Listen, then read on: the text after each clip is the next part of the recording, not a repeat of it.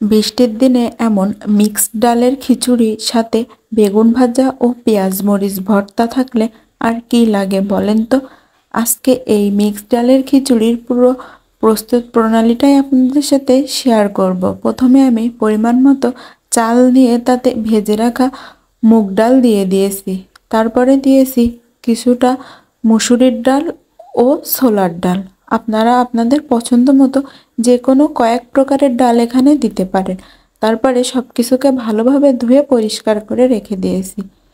এখন চুলায় একটা প্যানে পরিমাণ মতো তেল, গোটা গরম মশলা এবং 1 কাপ পেঁয়াজ কুচি দিয়ে দিয়েছি। খিচুড়ি রান্নায় পেঁয়াজের পরিমাণটা একটু বেশি দিলে কিন্তু খিচুড়ির টেস্টটা অনেক ভালো আসে।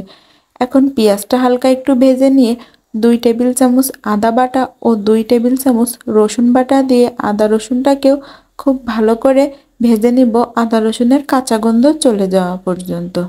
এখন 8-10টা কাঁচামরিচ সাথে অল্প একটু পানি দিয়ে পরিমাণ মতো লবণ, 2 টেবিল চামচ হলুদের গুঁড়া, 2 টেবিল চামচ মরিচের গুঁড়া, 1 টেবিল চামচ ধনিয়া ও 1 টেবিল চামচ জিরার সাথে আমি একটা স্পেশাল গরম মশলা তৈরি করেছি। সেই গরম মশলার দিয়ে মশলাটাকে 6-7 মিনিট কষিয়ে নেব।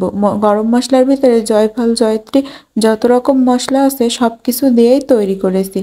এখন আগে থেকে ধুয়ে রাখা চাল ডাল মশলার সাথে দিয়ে 6 থেকে 7 মিনিট চুলার জাল মিডিয়াম রেখে খুব ভালোভাবে ভেজে নেব। 6 থেকে 7 মিনিট পর পরিমাণ মতো গরম পানি দিয়ে ঢেকে মিডিয়াম আঁচে রান্না করব 10 মিনিট। আর ভিডিওটি যদি আমার ফেসবুক পেজ থেকে দেখেন, পেজটা কিন্তু অবশ্যই ফলো দিয়ে রাখবেন।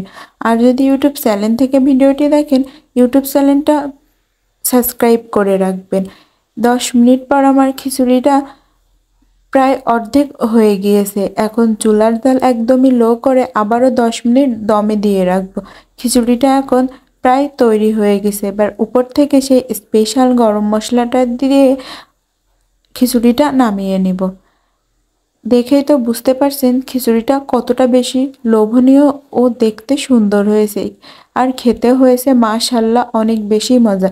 রেসিপিটা ভালো লাগলে অবশ্যই একটা শেয়ার করে দিবেন, সাথে লাইক কমেন্ট করে আপনার মতামত জানাবেন। আর এই বৃষ্টির দিনে এমন খিচুড়ি হলে আর কি লাগে।